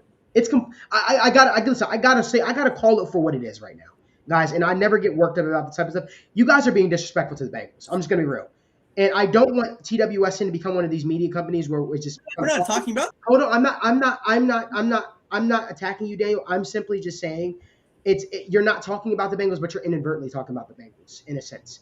You're saying people are saying they're going to win the division. It's disrespectful. I think the Bengals are going to win the division. Hold on, Daniel. It's disrespectful to what the Cincinnati Bengals have done for the last 2 years and what they've been building towards. I'm being real with you. It's completely disrespectful. And I haven't said anything. I see people, all their talking heads on different social media apps and platforms, and they're saying the same stuff. The Ravens and the Bengals had a fluke. Last year was not a fluke, okay? They beat the Kansas City Chiefs, who everybody had as the favorites, right, doing something. They beat them twice in the same damn month. They beat them once in their house, and they beat them once in Cincinnati. Then they went to their house and beat them just to prove to everybody it was not a fluke. People need to start waking the hell up and stop being disrespectful to what the Bengals did last season. The Bengals are a team that are actual players in the AFC, regardless of what you think. So scribble that out of your mind. The Bengals aren't going to fall back into purgatory and go back to being the same old Bungles. They have a quarterback at the helm that wears number 9 that goes by Joe fucking Burrow that has literally gone and faced some of the best teams in the National Football League and beaten them, who has carried this franchise from a 4-12 record out of purgatory, and guess what? Had them in the damn Super Bowl and was a play away from actually making it happen. So when we speak about the Cincinnati Bengals from here now on this show, let's show them some damn respect. Just want to say that. Well, to your point, your original question was Joe Burrow, right? Like why Joe Burrow was better than Herbert. And what I'll say is this. And by the way, before I go further, I will say I think the Bengals are the favorite. They deserve to be the favorites, but I could see the Ravens winning the division. That's all I would say on that front. I'm not displaying the Bengals at all. You know me. I was telling Dom the Bengals are legit after a week. I just gotta say that though, bro, because like I've been. No, you have a lot. Because guess what? I'm tired of hearing about it. I'm tired of hearing about it. No, it's warranted. Because you know what? One day I'm holding hope that one day the Dallas Cowboys will be a real franchise, and I'll have that same vitriol and passion that you have. Because Daniel and I'm sorry to call him out here. Daniel and I spent time going to multiple Bengals games this year together, going to the freaking playoff game this year together, and I saw this bozo on Twitter earlier today talking about the Ravens are going to win the division. How can you fix your face and say that after experiencing that? Where did I say that? Where did I say number that? one, you jumped on this. Aiden, don't we have a bet literally where he said the Ravens are going to win the division? Yeah, I'm pretty sure we do remember. Hold up. You know that I don't think it's impossible. What? Wait, Trey, hold on. Hold on. Wait, what the hell are you talking about? Wait, I'm genuinely so confused. I have the Bengals. We've talked about this so many times. I have Joe Burrow winning MVP. You literally went came on the show and you said the Ravens. You have a bet with me. Right after the show, what did I say? No. It was on air. It was on air. And right after the show, what did I say? I told you. Okay. I can only go off of what you said on this show. And what you said is you showed absolute no respect to the Bengals and what we've done. And we talked about Joe Burrow winning the damn MVP. So what sense does that make? I don't know, but you've been disrespectful. So that makes no sense. So you can call me out all you want. That makes no sense. That makes no sense. So I'm glad you called me out. I'm glad. And I got to call it for what it is. It's rude. It's disrespectful for a guy that literally watched all last season, who is as smart as you are, actually follows the game for you to sit. And I have them winning the division. I have them. Okay, so why'd you make the bet then? Why'd you make the bet? For a damn show. What are you talking about? All I'm saying is show the Bengals some more respect. When we talk about the Bengals from here now on the show, we better show some respect. That's all I'm saying. I'm not tolerating any more disrespect. You got it. I love it. And Daniel, we'll find that clip. Well, whether it's out there. It's out. I get it. I admit. I got you. I don't want to throw fire on it. Like, show my team some damn respect. That's all I'm saying. Joe Burrow's best attribute is what makes Joe Burrow special is we could go outside right now, play a pickup game. Whatever team Joe Burrow is the captain of, that team is going to win. It's the same thing that makes Tom Brady great. Like, you just have the ability where everything you touch, because of your charisma, your confidence, your leadership, to Malik's point, you can turn anything around. And Joe Burrow has proven that from the moment he got to Cincinnati, he turned it around. And that is that quality that makes him a top 5 quarterback. Because I personally believe, like, and I'm not just saying this because I am a Cowboys fan, but I personally believe that. I mean, sure, you can nitpick and debate, but I think from a physical, like, attribute standpoint, I think Dak Prescott and Joe Burrow do things very similarly. But I think if Dak Prescott was on the Bengals, they don't win. They don't even get out the first round. Whether it's Joe Burrow, Trey, you're absolutely right. And the best part about it is he has a roster where he doesn't have to turn it around anymore. They have one of the best receiving cores in the league. Their offensive line has improved. Their defense was really good last year, and they've only added pieces. The Bengals are damn good. Exactly. So when you asked me to compare why I didn't have Herbert in that top 5 category is because Herbert has a really strong arm. But the same reason I don't have Matthew Stafford in there, like, it's more than just your physical ability. Like, there's a lot of quarterbacks with strong arms, but it's that times their ability to sort of just make an impact beyond just it's a quality you really can't put a word on it. You just sort of see it. There's an elevation standpoint that I think the guys that I just named have that I don't think Herbert has yet, because he had a roster similar to Burrow's, and there are a lot of expectations this year this past year for the Chargers to make the playoffs, and they didn't do that in big games. And to Malik's point, Joe Burrow in those same games showed up. The last game against the Raiders, like when I watched that game, and if you go back and rewatch that game, they lost that game because of coaching. I remember he took that team back in the fourth quarter and overtime. Sure, but guess what? He showed a glimpse. He showed a glimpse. That's all I'll say. Yeah, and guess what? There are plenty of times too, Daniel, because I argue with people all the time when I'm trying to tell people, like, they sit there, they're like, oh my God, Dak Prescott sucks. Did you see the playoffs? I'm like, look, you go back and watch the tape. He made some pretty great throws late in that game to bring Dallas back into the game. There are glimpses where I think really good quarterbacks show what they could do. But at the end of the day, I think he will be in that top 5, but as of right now, he's just on the outside. And to E's point, for this team, I know he's a Cardinals fan. In case you're wondering about Kyler Murray, Kyler Murray to me is the Amari Cooper of quarterbacks. He's top 10 in his sleep. But for some reason, he's not. He just doesn't seem to elevate the top 5. You know what I'm saying? You ever watch Amari Cooper and you're like, speed, check. Route running, check. Oh my God, what a spectacular catch. And then he goes for like 3 for 37 when he should have gone off for 200, and you're like, where are you? That's what Kyler Murray is to me. And as a competitor, as a football player myself, I feel like I have a right to say this. And Ethan, you watch more Cardinals games than me, so correct me if I'm wrong. I've watched a few. But something that Kyler does that really irks my nerves is every time he's losing, and Daniel, you're a big film guy too, Malik, I'm sure you not. Every time he's losing, he like mopes on the ground and gets hurt, and it drives me crazy. Like, I've seen it over and over and over. Like, when things go bad as a quarterback, we're all looking to you, and when I see you with your head down, or because we can tell when somebody's hurt, right? Like Joe Burrow, he messed up his knee bad. I can't remember what game it was, but it was ugly, and I thought he retore something. It might have been the playoffs. It might have been the Super Bowl. It was Super Bowl game. And and he got up and like Kyler, bro, he got that dog in him. He got that dog in him. Really like roll on the ground. So that sort of docks some points for me. Matthew Stafford, I think, vindicated himself, established himself as a real talent. It's not a fluke. He's not putting up great numbers on a bad team. But I still think, I don't know if I'd put him in that super elite category, but I really like him too. I'd have him right where I have Herbert as well. That's what I'm saying. He got that dog in him. People sit up here and you can't. And you're not going to slight me by saying, you're not going to slight, like, say it to my face. How real quick, just how is that disrespecting him if I say he's going to win the MVP this year? Joe, you disrespected him. You disrespected him. You know what it is? Where did I disrespect Joe? No. Malik has been through a lot. He has a right. He's been through a lot. All right. He watched Carson Palmer and TJ Husbandzada and Ocho Cinco get his hopes up, and then they lost to the Jets in the playoffs. You know what I'm saying? He's been through a lot. and his team he's right to feel. I can sympathize because as a it's just a little slight. It's Trey. It's the little slight that I see on Twitter. It's the little slight that I see from people on other networks. Stop talking about that last season that happened like it was a fluke. It was not a fluke. Whatever you got to tell you, whatever y'all little insecurities, not y'all on the show necessarily, but people, and maybe Daniel, maybe I am talking to you, just you want to say, talk to me. Whatever your little insecurities are about the Bengals and what they did last season and how it was a fluke and it was blah, blah, blah, blah, blah, and it's because people were hurt. You're wild. What I'm saying is not wild. The fact of the matter is you have been disrespectful this whole entire offseason to this team. How? You know what you've been saying. How? You know what you've been saying. I said one thing.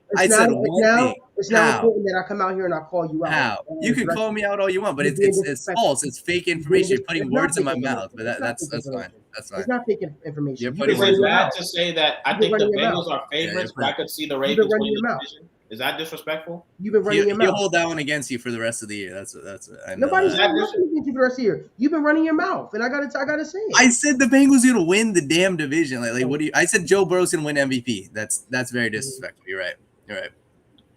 Disrespectful. Mm-hmm. All right, but it's time to move on now to our final topic, the UFC, and then we'll get out of here. But we have 2 title bouts this weekend on UFC 276. Watch your mouth when it comes to my team. Watch your mouth when it comes to my team. I'm glad they're doing good. I'm glad they're doing good. Watch your mouth when it comes to my team. Watch your mouth when it comes to my team. Because if you don't, I'm gonna come see you.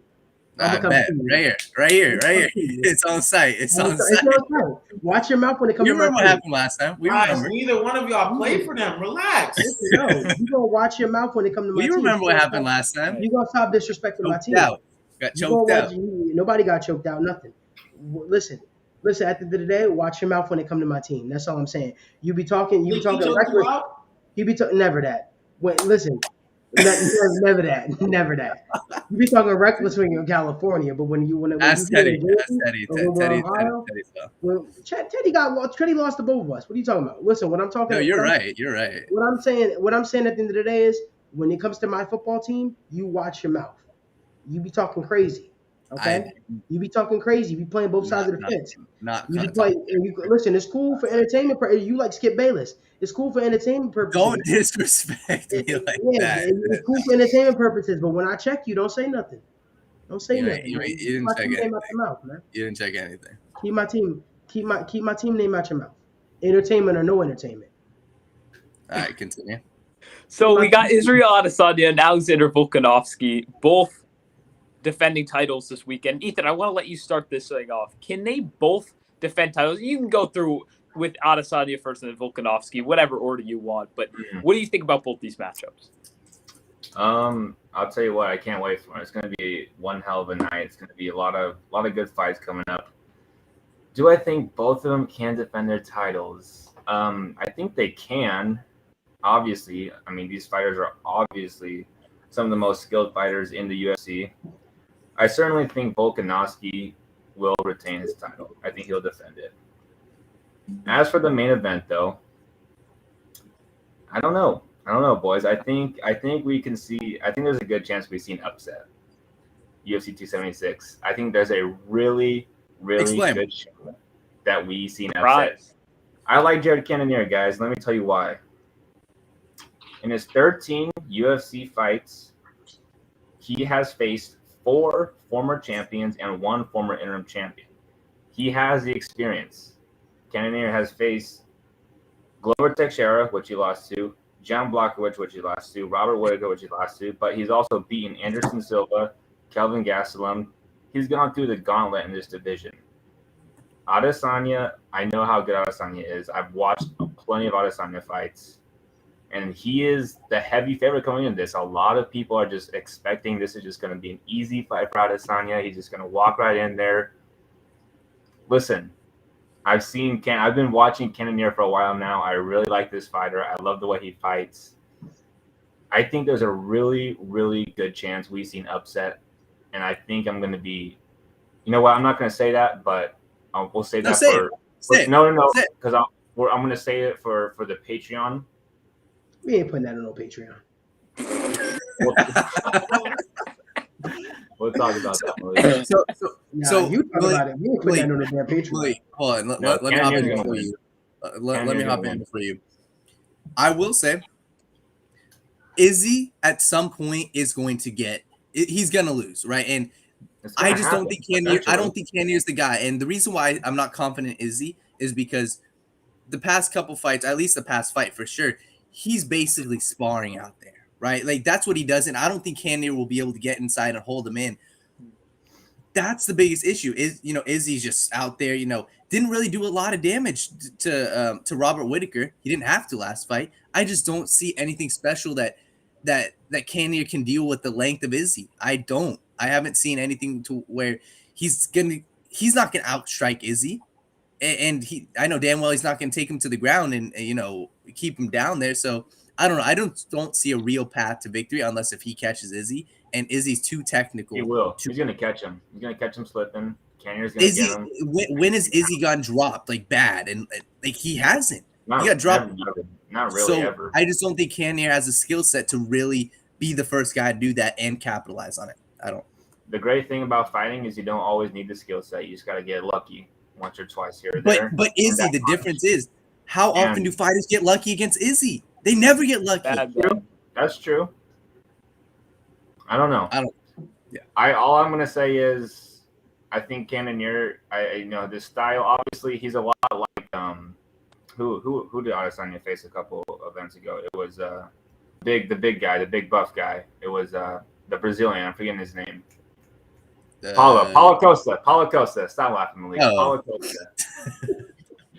He's a lot like Cannonier and Paulo Costa are very similar, as in they're heavy strikers, and we saw Adesanya totally piece up Costa. I mean, it was an easy fight for Adesanya. I think Cannonier is he's a lot smarter of a fighter. He's been around. He has the experience. Like I said, all these former champions he's faced. I will be betting on Jared Cannonier this weekend. I think he's gonna lose money. We'll see, Malik. I'm gonna clip this. Let me explain to you why, since I'm the UFC aficionado here. Daniel's very good himself as well. But let me just and Aiden's starting to get into it too, and I know Trey's starting to dabble as well. But I've been forcing Aiden to watch events with me. Don't do me like that. Let me explain to you why you're wrong. McGregor back. Just tell me who wins. Let me explain to you why you're wrong, Ethan. The correct person who you were looking to compare Jared Cannonier to was not Paulo Costa. Paulo Costa and Jared Cannonier are not similar fighters. Paulo Costa doesn't throw leg kicks. Jared Cannonier does. The person you were looking to compare him to was actually a guy by the name of Yoel Romero. Ask him where Yoel Romero is right now. He's over in Bellator. He's fighting in Bellator. He's no longer there. They're all the same fighter. No, they're not the same fighter. And here's what I'm going to explain. No, they're not. But I'm going to explain to you. They're heavy strikers. That's what they are. No, they're not. I'm going to explain to you what the issue is, and hopefully you take something from this discussion. And here's what I want you to take from this discussion, my brother. They're not the same fighters in terms of Paulo Costa and Jared Cannonier. Jared Cannonier is much closer to Yoel Romero. What do they both have in common? They're both counterpunchers. Right? They're both counterpunchers. Jared Cannonier and Yoel Romero are both counterpunchers. Trey, I know you don't watch a lot of MMA, but what do you think a counterpuncher is? What do you think a counterpuncher does? I believe a counterpuncher is somebody that plays a more defensive style, waits for their opponent to open themselves up so you can give them a counterattack. Or if they punch you, you look for that opening on the counter. Right. In the word. And what does that result in, right? That results in inactivity, am I right? Because you're waiting for the other person to initiate something, right? Yes. Right. Everybody knows Yoel Romero could have knocked out Israel Adesanya. Everybody knows Jared Cannonier could knock out Israel Adesanya. The problem with counterpunchers, specifically these type of counterpunchers, they're not active. They don't throw high volume, right? They wait for you to throw, then they go off of what they're doing. They wait for you to make a mistake, then they go off of what you're doing. The problem with that is the same issue that Yoel Romero had when Yoel Romero fought Izzy. It's hard for them to close the distance. Izzy's able to pretty much just stab you to the abdomen with kicks, stab you to the leg with kicks, and just make the fight really slow down for you. Next thing you know, in the third round, you're gassed, you're tired, you're hurt from the leg stomps and things of that nature, and you're pretty much a sitting duck. That's what you're going to see on Saturday night. Israel Adesanya is going to put on a masterclass on Saturday night, not because Jared Cannonier is not a good fighter, is because if you watch MMA and you know Jared Cannonier, you've been watching his career, you would know this is a bad stylistic matchup. Styles make fights, and guess what? A style is going to make this fight. Jared Cannonier is going to be there to be hit. Israel Adesanya is not going to be there to be hit. Jared Cannonier is slow. Israel Adesanya is fast. Jared Cannonier is not precise. Israel Adesanya is precise. And I don't think what I'm saying is really that much of a hot take. Jared Cannonier certainly can hurt Izzy if Izzy allows himself to be there to be hurt. But even when you hurt Izzy, you have to be able to capitalize on that. And Izzy's very sound in that regard. Jan Blachowicz, the last guy to beat Israel Adesanya. I literally laid out on the Game Changers back when it was Cody and I said Jan Blachowicz was going to beat Israel Adesanya. Cody said he thought Izzy was going to win. I said, listen, this is how Jan Blachowicz is going to beat Israel Adesanya. He's going to take him down. He's going to hold him down and wrestle him because he's going to be at a clear disadvantage in the striking game. Jared Cannonier is a striker. He is not a wrestler. He is not going to look to wrestle because if he does wrestle, he's going to get gassed. If he gets gassed, he won't last 5 rounds. Izzy's going to put him away.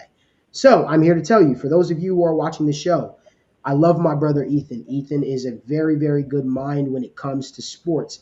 Do not listen to what Ethan just told you. Do not bet on Jared Cannonier. You will be losing money. Ethan, if I tell you anything, please do not bet on Jared Cannonier. I don't want you to lose money. I understand what your heart says, but listen to your mind. I am that inner voice. I am that angel on your shoulder that is telling you, do not bet on Jared Cannonier. Jared Cannonier is going to lose. The UFC knows what they're doing. The next time Israel Adesanya fights, in which he might actually lose, is when we will see Alex Pereira taking on Israel Adesanya for the UFC middleweight belt, which is the guy that's fighting this week on the exact same card against Sean Strickland. And after he baptizes Sean Strickland, expect Israel Adesanya versus Alex Pereira. Then we can actually talk about Israel Adesanya losing to somebody who might be a better striker than him, somebody who might be the exact same size of him, not a guy that's he who doesn't understand if he wants to fight at heavyweight, light heavyweight, or middleweight. Yeah. No, anybody else got anything to add to that? No, That was nobody's fault. Izzy's fine. Izzy cool, bro. I think And don't get me wrong, I love Izzy. I love me some Izzy. I'm one of the biggest Adesanya fans. I'm not gonna lie. I don't know a lot about UFC, but I watched the last fight Izzy was in, and there were a couple times though where I thought Izzy might lose. I'm not gonna lie to you. I'm against Robert Whittaker. Is that the last fight you watched? Because he beat Robert Whittaker from pillar to post the whole fight. I'm just gonna say this. Listen, guys. I'm not the big Israel Adesanya fan personally. I don't care for the guy too much. I personally want Khamzat Chimaev to win the welterweight belt and then move up to fight Izzy and take his belt personally. But I'm telling you right now, like I'm able to, when I speak about this thing, I don't let my heart get in the way or where I see the dollar signs when it comes to betting. I'm like, oh yes, this person is plus 300. I'm going to bet them.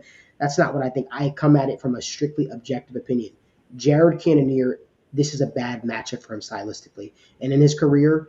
This is the same guy who lost to Robert Whittaker. Like in his career, these are guys that he struggles with. He's going to be there. A lot of guys when they fight Israel Adesanya, they tend to mirror him a lot. They tend to do what he wants them to do, and they kind of are just there to be hit. This is going to be one of those fights where, honestly, don't be surprised if this is a boring fight. It is going, yeah. Don't be surprised if it's going to be a boring fight. And the last thing I'm going to say is you're literally right. I want, like Ethan and for everybody listening, Robert Whittaker literally talked about this fight, and he said, all right, I think Cannonier can do it, but Izzy's different. Izzy just can't Izzy's can't be touched. And that's the exact thing. When Whittaker stepped in the ring with Izzy, both fights, but particularly the last one, it's like you're fighting a ghost at times. Like Izzy will pop in, and move around. And literally what Malik said, it's going to be a boring fight. Izzy a lot of times is ticky-tacky, just trying to win because he doesn't want to get hit. So I agree. I think it'll be a boring fight, and I think Izzy will win either by decision or he'll tire out Cannonier and win by TKO. I just think when you look at it, right, Izzy's been defeated once in his career, and what was the method to that? He's faced wrestlers. Marvin Vettori is the best wrestler in that weight class, probably not named Derek Brunson. He beat both of those guys. He beat Derek Brunson, who tried to wrestle him. He beat Marvin Vettori, who tried to wrestle him twice. He beat Marvin Vettori. He lost to Jan Blachowicz after moving up to light heavyweight. Yeah, he moved up. Yeah, a bigger guy. Like Izzy's 6'3", Jared Cannonier is 5'9". I mean, Jared Cannonier is also 38 years old, guys. Like, what are we talking about here? Like, this is a guy who literally didn't know if he wanted to fight at heavyweight, then he moved to light heavyweight, then he moved back to middleweight. Like, he didn't know what he wanted to do. I'm just saying, use our brains here. Like, Israel Adesanya, this is a bad stylistic matchup for Jared Cannonier. It is. Is he's going to be able to stab him with jabs and stab him with leg kicks? And even if one of the things that Jared Cannonier does really, really well is he does those leg kicks. Well, the one thing with leg kicks with Izzy is whenever a fighter has tried to throw leg kicks with Izzy, Izzy's able to throw that sharp jab straight down the straight right punch or left punch straight down the pipe. And I just think it's going to be a fight where he struggles with it. I'm not letting my emotions or excitement cloud my judgment for this fight. Israel Adesanya is going to retain his belt. And does anybody have any additional thoughts on the Volkanovski versus Holloway fight? I think that if we're going to talk about a champion might losing his title, that's what this is the fight. Yeah, I agree.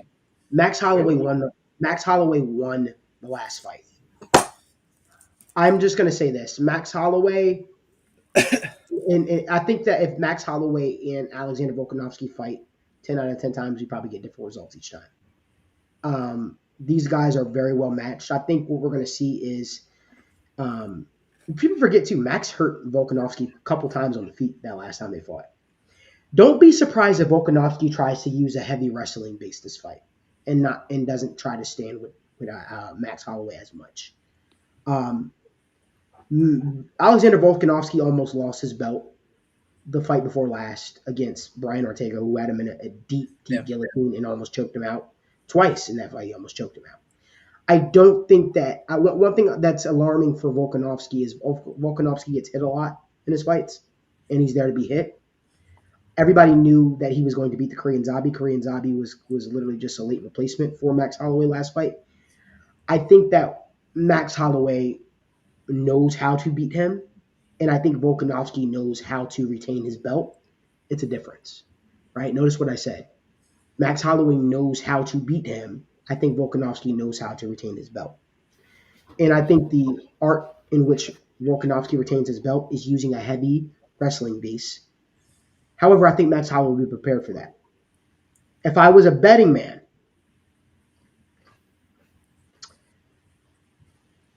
I'm staying away from this fight personally, in my opinion. I'm not even including it in one of my UFC picks. Jared Cannonier losing to Israel Adesanya is one of my picks, though. I have Israel Adesanya beating him. But if we're talking about Max Holloway versus Volkanovski, these two are just so close on the same skill level. I think but what my mind is telling me, I think Max Holloway wins on Saturday.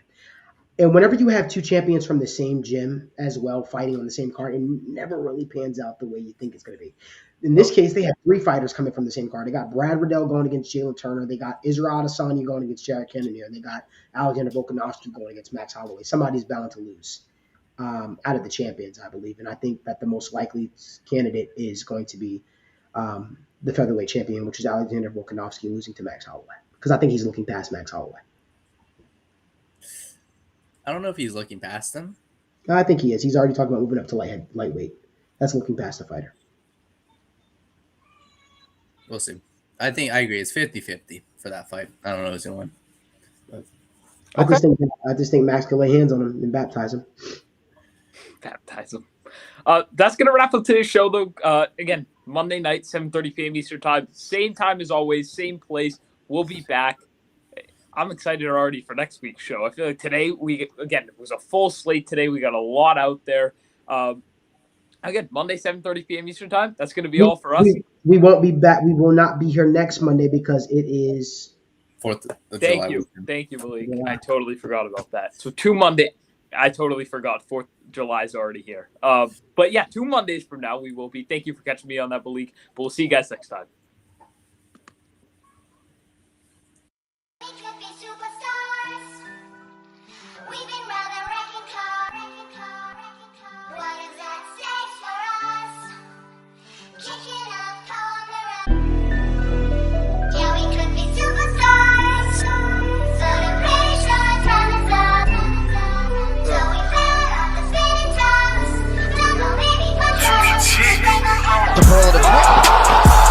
Giannis downhill, slams it home. Pressure again.